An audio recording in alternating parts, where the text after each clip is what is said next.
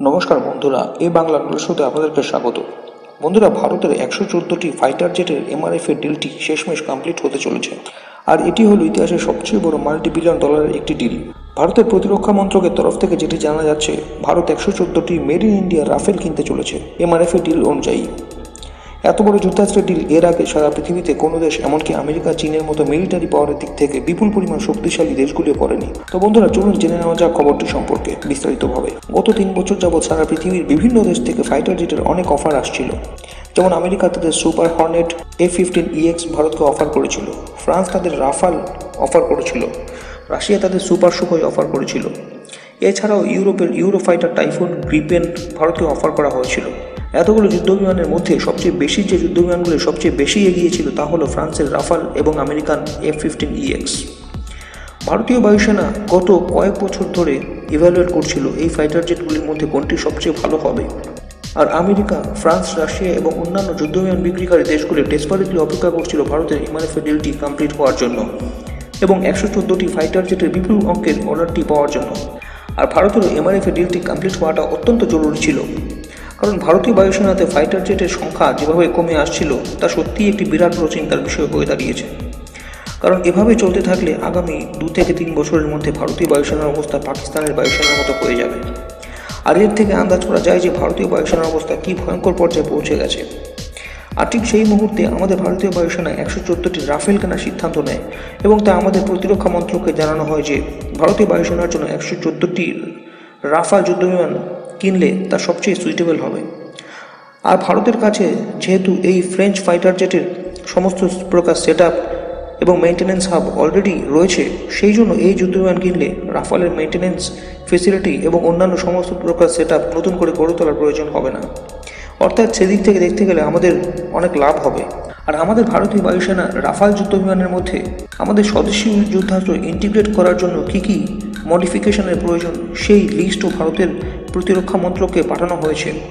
এখন এই ডিলটি কমপ্লিট করার জন্য বাকি কাজ করবে আমাদের প্রতিরক্ষা মন্ত্রক, অর্থাৎ এই ডিলটির জন্য প্রয়োজনীয় অর্থ রিলিজ করা থেকে নেগোসিয়েশন সব কিছু আমাদের প্রতিরক্ষা মন্ত্রক করবে এবং তা খুব তাড়াতাড়ি আগামী কয়েক মাসের মধ্যে সেরে ফেলা হবে, যেটি আশা করা যায় এই বছরের শেষের দিকে এই ডিলটি কমপ্লিট করার জন্য হস্তাক্ষর সেরে ফেলা হবে এবং আগামী বছর থেকে রাফালের ডেলিভারি শুরু হয়ে যাবে, যা একটি বিরাট বড় খুশির খবর আমাদের জন্য।